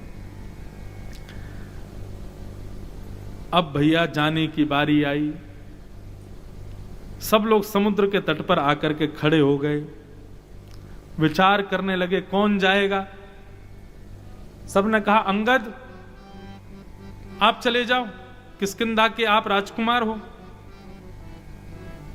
अंगद जी मन में विचार करने लगे, चला तो जाऊंगा लेकिन वापस आ पाऊंगा कि नहीं इसकी मुझे पता नहीं है, पहुंच तो मैं जाऊंगा इतना तो मुझे भरोसा है अपने ऊपर, लेकिन वापस आऊंगा कि नहीं इसका मुझे नहीं पता। इसका एक कारण तो यह भी है कि अंगद जी को अपने बल पर भरोसा नहीं, एक कारण यह भी है कि रावण मेरे पिताजी का मित्र है और उसके पुत्र आदि सब वो भी मेरे थोड़े मित्र जैसे ही हैं, कहीं मित्रवत भाव रख के उन्होंने मुझे अपने पास ही रख लिया, तो इसलिए मैं चला तो जाऊंगा वापस आऊंगा इसकी कोई गारंटी नहीं। सब बोले जामवंत जी आप ही चले जाओ, आप सबसे वयोवृद्ध हो, हम में आपकी आज्ञा ही सब मानने। बोले भैया देखो, जब पृथ्वी का निर्माण हुआ था भगवान बराह बन के आए, मैंने उनकी 3 परिक्रमा लगाई थी, तब मुझ में बहुत बल था, अब मैं वयोवृद्ध हो गया हूं, मेरे में इतनी सामर्थ्य नहीं कि मैं चला जाऊं। सब बानर अपनी अपनी योग्यताएं बता रहे हैं, लेकिन तभी महाराज दूर बैठे थे एक चट्टान पर, कौन? कपिराज श्री हनुमान जी महाराज।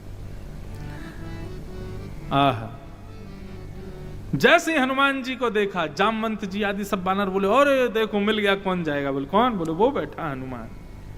दूर बैठे थे हनुमान जी महाराज। सब बानरों ने जाकर के हनुमान जी को घेर लिया। सब कहने लगे हनुमान जी आप ही जाओगे अब पल्ली पार। हनुमान जी मौन बैठे थे। ज्ञानी बलवान, देखो हनुमान जी से बहुत कुछ सीखते जा रहे हैं हम। हनुमान जी का एक गुण मैंने जो देखा, सुंदरकांड और किष्किंधा कांड दोनों का जब थोड़ा बहुत अवलोकन किया, हनुमान जी मौन बहुत रहते हैं, कम बोलते हैं हनुमान जी, ज्यादा नहीं बोलते। आप बहुत कम सुनेंगे कि हनुमान जी बोल रहे हो, बहुत कम बोलते हैं, मौन रहते हैं।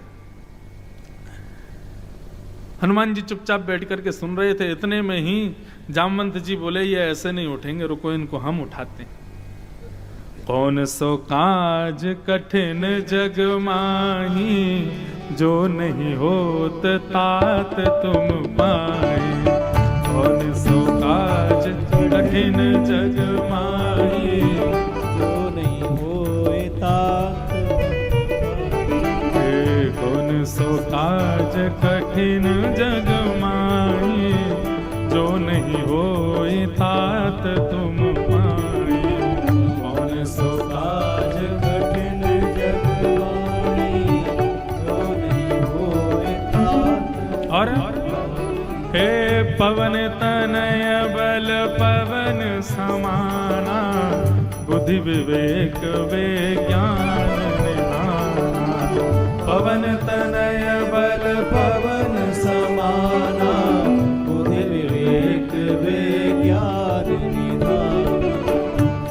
यहाँ पर जामवंत जी महाराज कह रहे हैं भैया तुम पवन पुत्र हो, पवन के समान तुम्हारा बल है, तुम बुद्धिमान हो, विवेकवान हो, सब कुछ है तुम्हारे पास, और तुम्हारे लिए कोई काम कठिन नहीं है।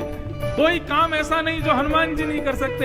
हनुमान जी की जब तक प्रशंसा करते गए, हनुमान जी तब भी चुपचाप ही बैठे थे, लेकिन इतने में ही जामवंत जी ने ऐसी बात बोली कि हनुमान जी रुक ही नहीं पाए।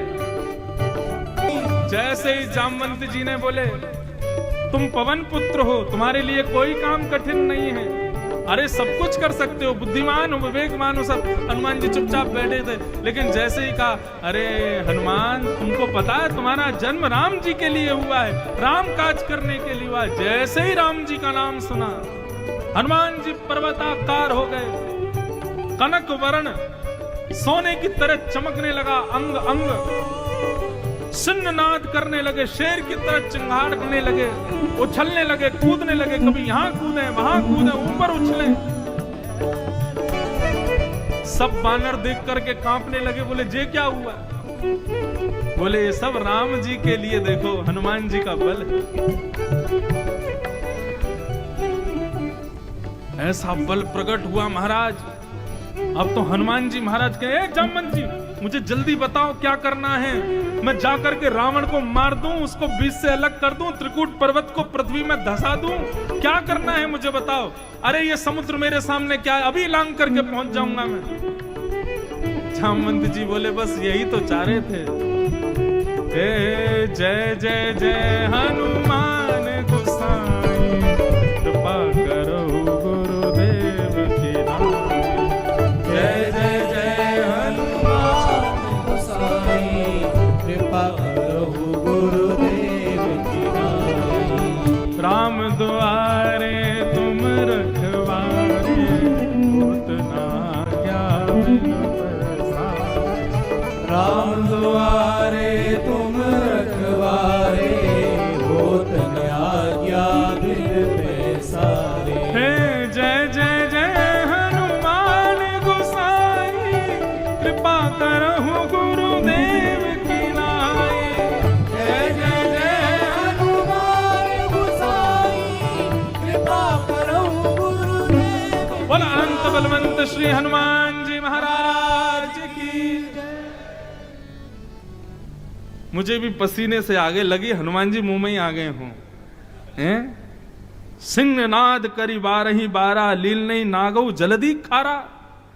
जैसे ही कहा कि राम जी के कार्य के लिए आपका अवतार हुआ है, तुरंत हनुमान जी के सब बल बुद्धि विवेक सब प्रकट हो गए। ये दासत्व है।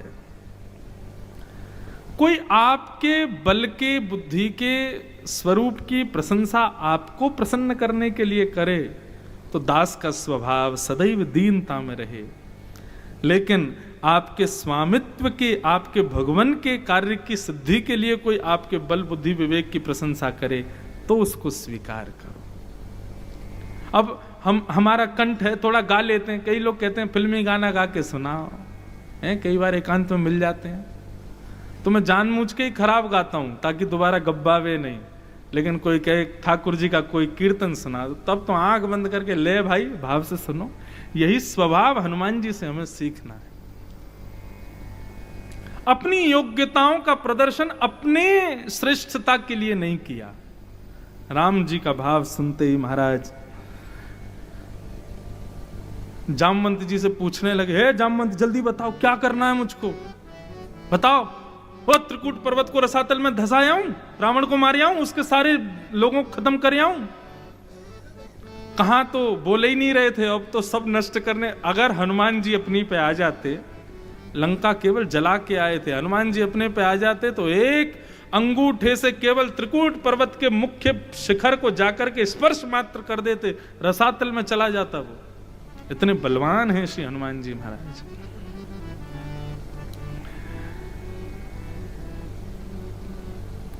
जामवंत जी बोले नहीं नहीं इतना नहीं करना, बस बाकी सब छोड़ दो राम जी के लिए, आप तो केवल इतनी कृपा करो।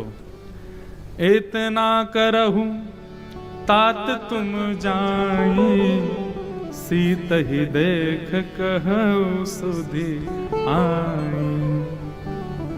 इतना मत करो हनुमान जी, ये सब करने के लिए राघव पधार रहे हैं ना, रावण आदि सब उनके हाथ से मरेंगे तो शोभा लगेगी। आप ये सब मत करो, आपको जो कार्य दिया गया केवल उतना ही करो। आप जाकर के केवल सीता जी की सुध लेकर के आओ। और हनुमान जी ने बस जैसे ही सुना कि सीता जी की सुध लेकर के आनी है,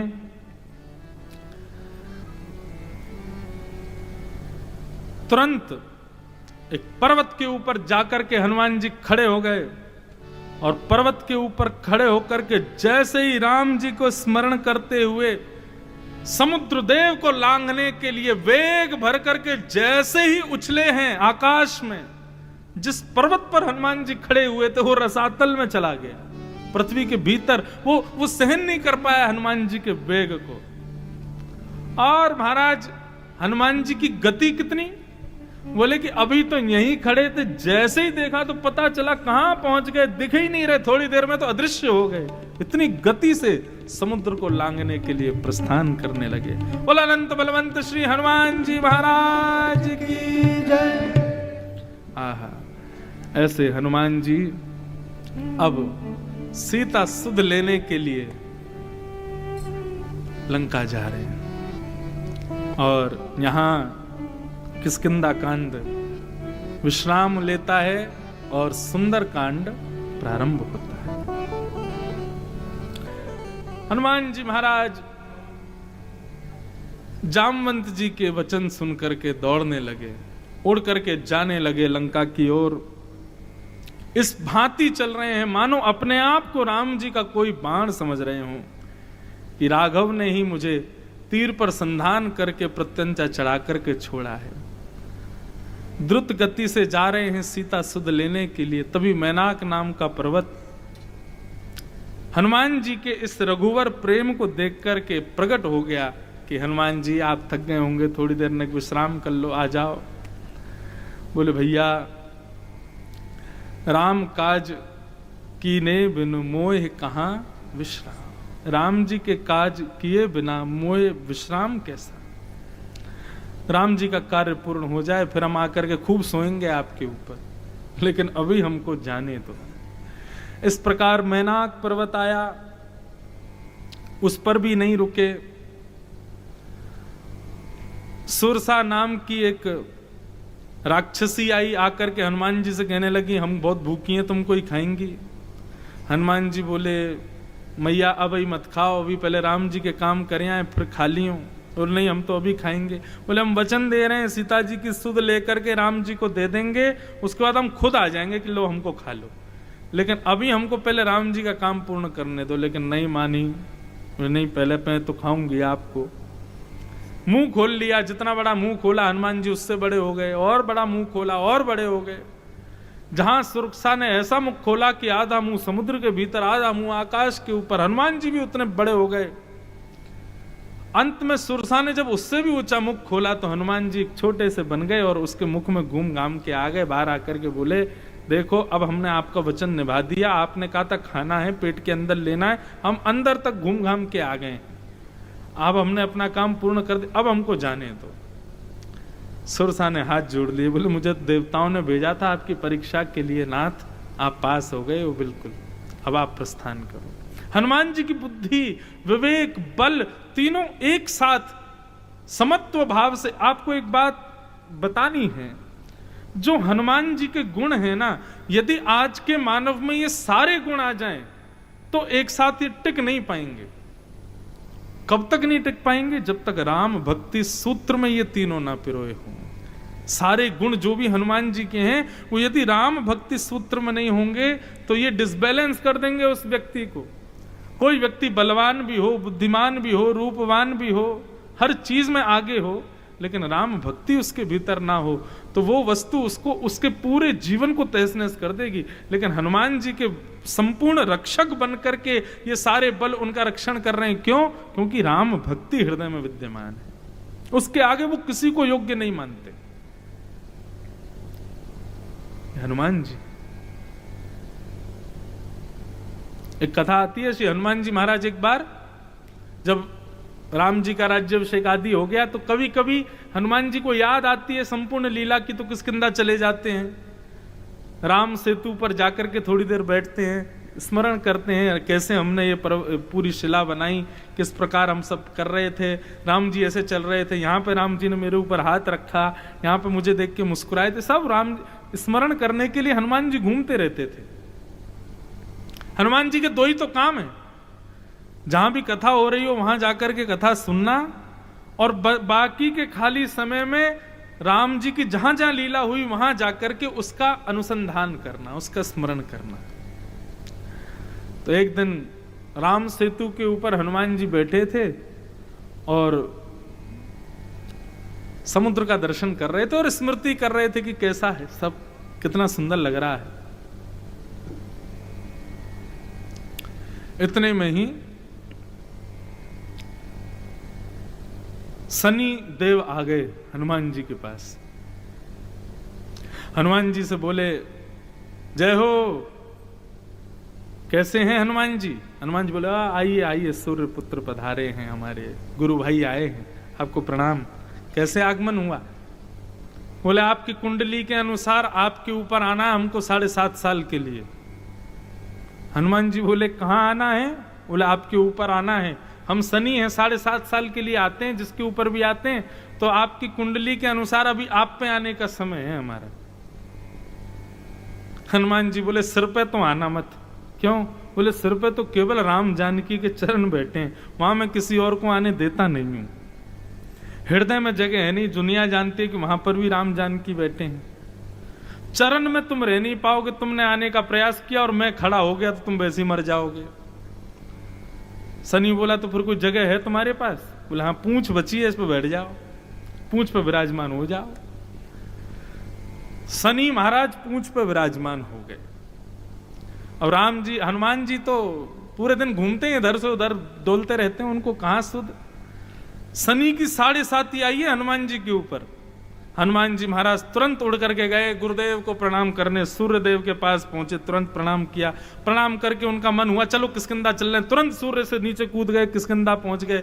उसके बाद मन हुआ, नहीं नहीं, राम सेतु पर चल रहे हैं, थोड़ा दौड़ भाग करके आएंगे। राम सेतु पर पहुंच गए, और कूद कूद के इधर कूदे, वहां जामे, आप पर्वत पे, वहां पर्वत पे, कभी जल में, कभी आकाश में, कभी हिमालय पे, कभी दक्षिण में। सर्द गर्म भी नहीं हो रही है उनको, कभी बर्फ में पहुंच जाए, कभी भयंकर गर्मी स्थानों में पहुंच जाए, कभी अयोध्या, कभी वृंदावन, कभी कहीं, सब जगह डोल रहे हैं और पूंछ टकरा रही है जहां जा रहे हैं वहीं पे। कभी पर्वतों में, कभी जल में, कभी बर्फ में, कभी अग्नि में, कभी कहीं। 7 साल तो बहुत दूर की बात, 7 ही दिन हुए थे। हनुमान जी थोड़ा बोले, अब थोड़ा भजन कर लें, घूम बहुत लिए। एक जगह आकर के जैसे चुपचाप बैठे, सब पूंछ पे से शनि महाराज उतरे, चरणों में गिर गए। यहां से गुमड़े फूले आए थे, जगह जगह घाव हो गए थे शनि देव को, आंखें सूज गई थी, गला बिल्कुल सूख गया, जीभ बाहर निकल आई। हनुमान जी बोले, अरे अरे गुरु भाई, क्या हुआ आपको? बोले, नहीं आना मुझे आपके ऊपर, 7 साल में 7 दिन में ही खत्म करता हूं। बोले, क्योंकि शनि, अब बात तो सुनो पूरी। शनि बोले, भैया राम भक्त पर शनि नहीं आता है। क्यों? बोले, राम भक्त पर यदि शनि आया तो शनि के ऊपर हनुमान जी आ जाते हैं। बोले, भैया हनुमान जी आप आ जाओगे नहीं तो हमारे ऊपर।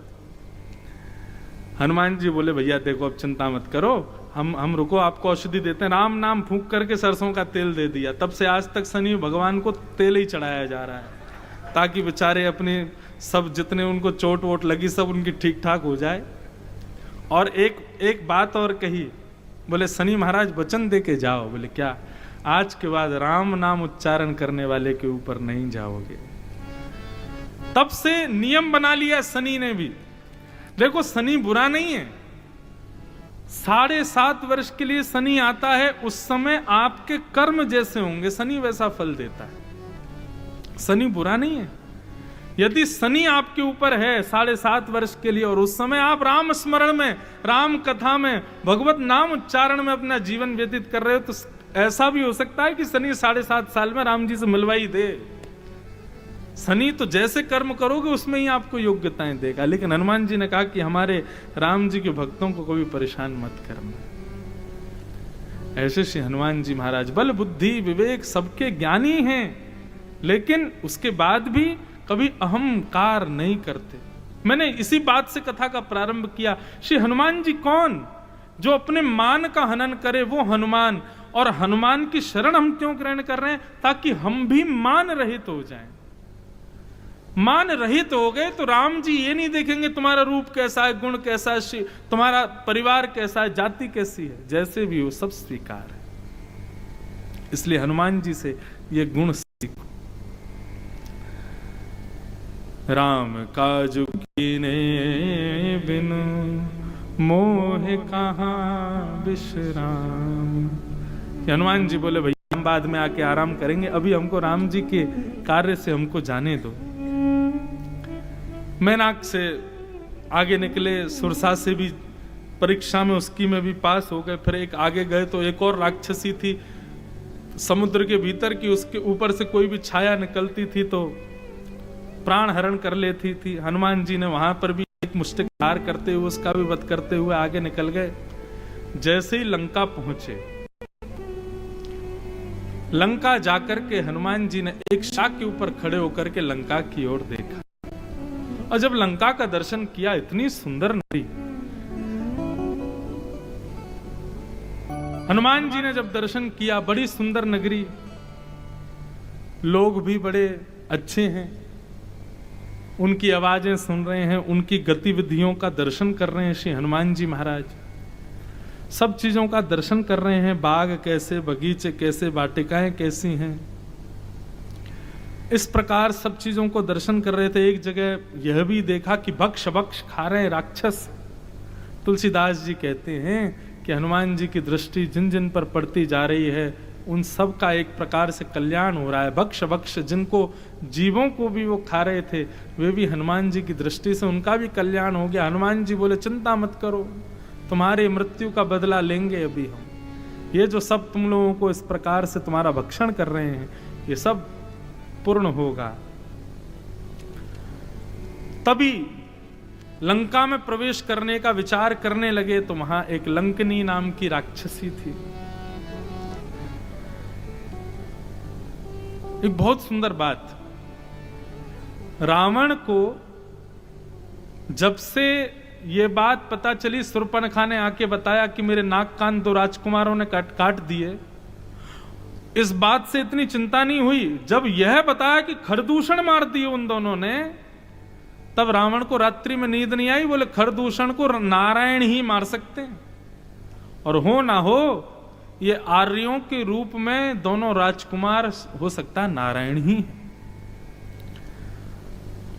तब रावण ने यह विचार किया कि आर्य किन चीजों का परहेज करते हैं, और उनमें से एक गुण को रावण ने देखा कि आर्य जो हैं स्त्रियों का बहुत सम्मान करते हैं। इसलिए रावण ने जगह जगह पर, अब बताओ कोई अपने नगर की रक्षार्थ स्त्री को आगे रखता है? स्त्री कोमल होती है, सुकोमला है, उसको तो कहीं ऐसे स्थान पर विराजमान किया जाता है जहां पर उसको श्रम ना हो, कष्ट ना हो। इतनी बड़ी लंका नगरी और उसकी रक्षा के लिए राक्षसी खड़ी कर रखी है रावण ने। केवल यही बात नहीं है, हर जगह पर स्त्रियां ही थीं जहां कहीं भी राम जी गुजर रहे हैं। क्यों? क्योंकि रावण जानता था ये आर्य है, ये आर्य पुत्र है, और आर्य जो है वो स्त्रियों का बहुत सम्मान करते हैं। हो ना हो उनका स्पर्श नहीं करेंगे, उनका वध नहीं करेंगे, किसी प्रकार उनको कोई अनुचित कृत्य उनके साथ नहीं करेंगे। इसलिए रावण ने अपनी लंका की सुरक्षा के लिए लंकनी को खड़ा कर रखा था।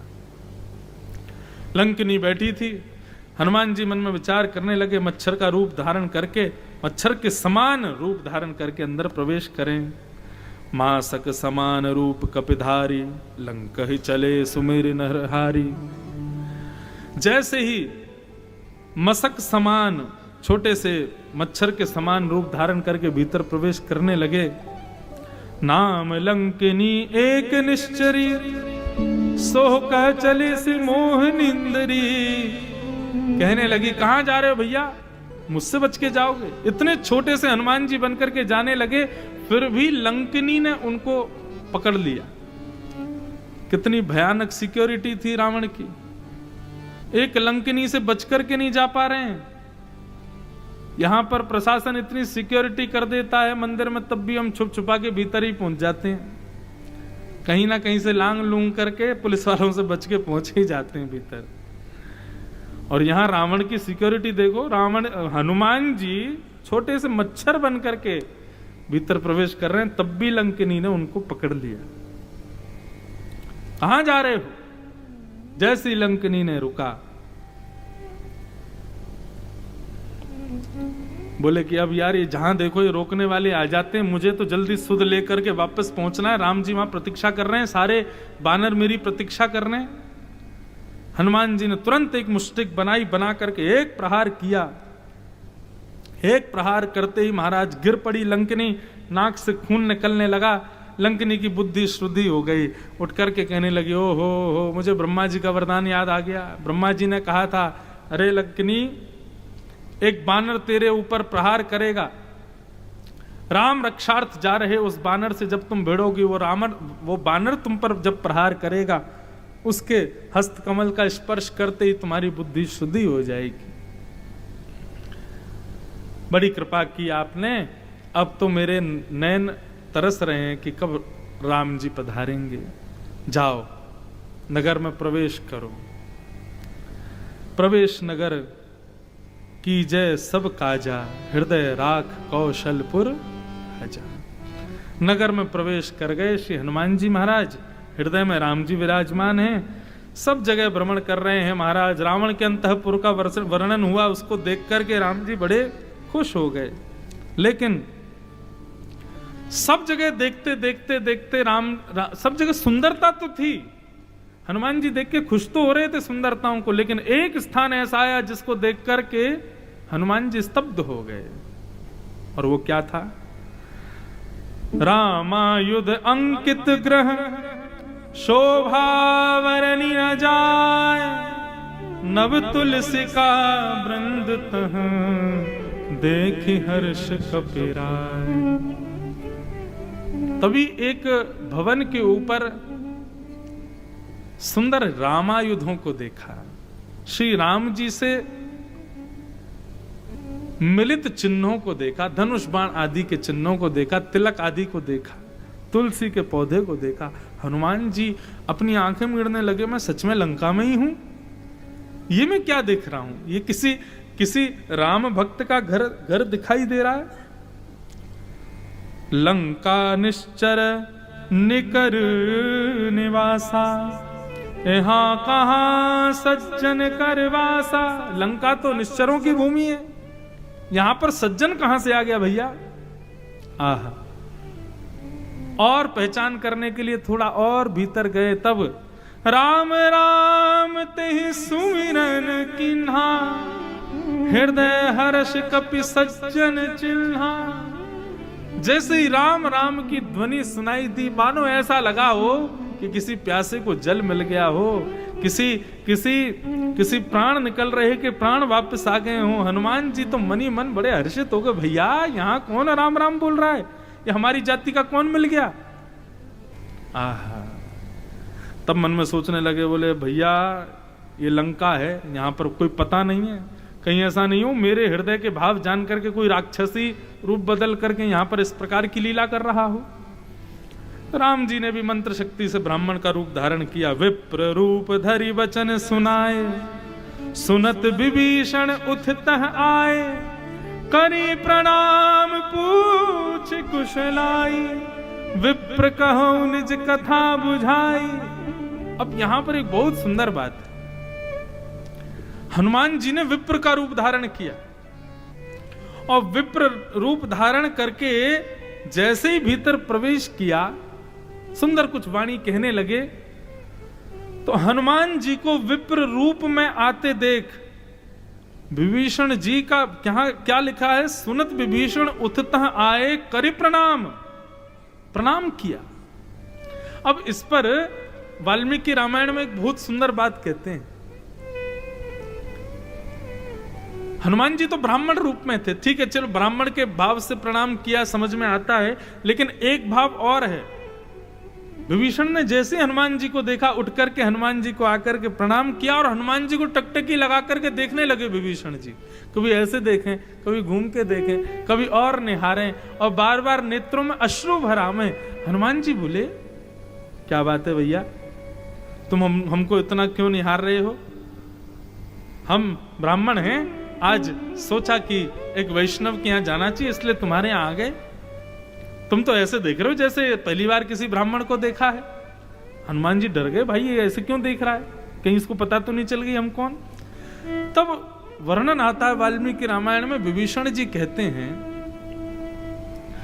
आप ब्राह्मण हैं लेकिन आप सामान्य ब्राह्मण नहीं हैं। हनुमान जी बोले क्यों, हम में क्या विलक्षणता है? विभीषण जी उत्तर देते हैं, बोले क्योंकि मैंने जब से आपको देखा है और जब से आप मेरे सामने मुझे दिख रहे हो तब से मुझे राम जी से और ज्यादा प्रेम हो रहा है। तब से मेरा मन हो रहा है कि मैं और राम राम सुमिरन करूं, मैं राम जी की और सेवा करूं, मैं राम जी को और जी भर के याद कर लूं। पता नहीं क्या आप हो सामान्य ब्राह्मणी, लेकिन जब से आप आए हो तब से राम जी मुझको और याद आ रहे हैं। कितनी ऊंची बात। लोग कहते हैं महाराज संत किसको माने, लोग कहते हैं गुरुजन किसको माने, प्रणाम किसको करें? जिसको देख करके राम जी की और याद आ जाए, जिसको देख करके कृष्ण और प्यारे लगने लग जाएं, जिनको देख करके आपके भीतर के अवगुण समाप्त से, केवल देखने मात्र से आपके हृदय में परिवर्तन सा होने लगे, शरीर कंपायमान हो जाए, राम जी और प्यारे लगने लग जाएं, समझ जाना यही गुरु हैं, प्रणाम करो इनको। विभीषण की ये बात मुझे बहुत भाई। हनुमान जी से कहते हैं आप जब से मेरे सामने खड़े हो तब से मुझे राम जी की बहुत याद आ रही है, जरूर आप कोई विशेष हो।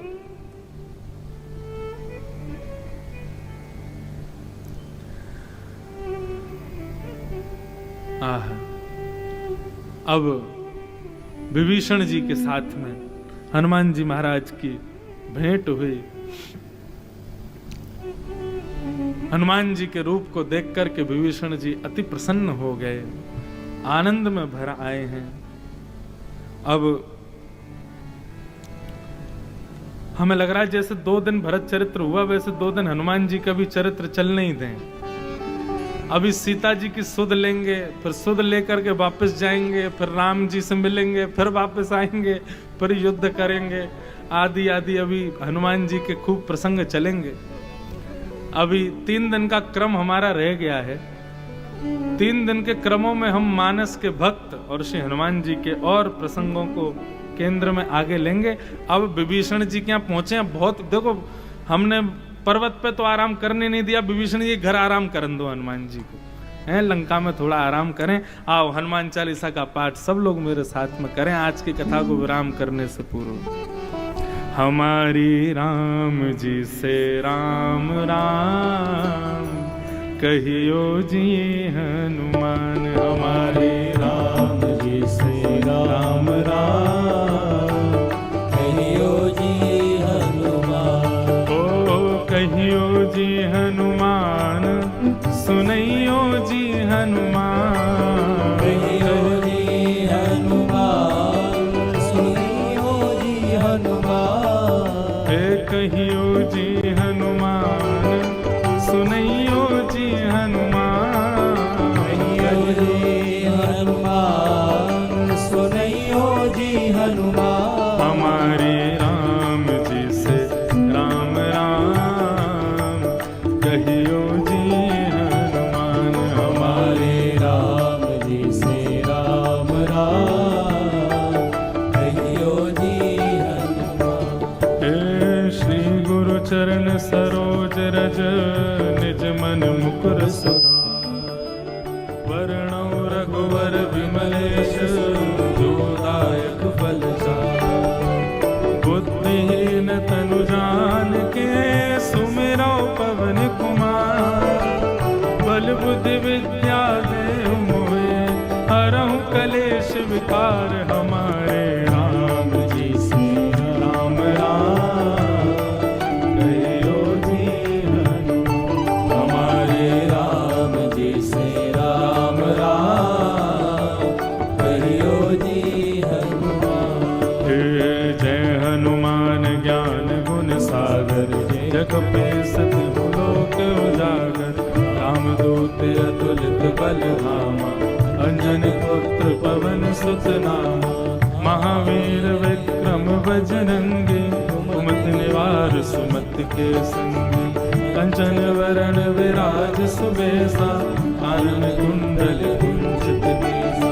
हाथ वज्र और ध्वजा विराजे, कांधे मूंज जनेऊ साजे।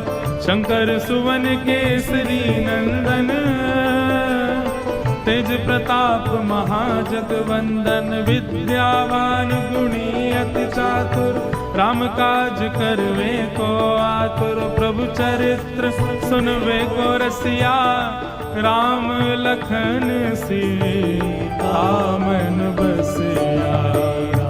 हमारे राम जी से राम राम कहियो जी हनुमान, हमारे राम जी सो राम राम कहियो जी हनुमान। हमारे राम जी से राम राम कहियो जी हनुमान, हमारे राम जी सो राम राम कहियो जी हनुमान।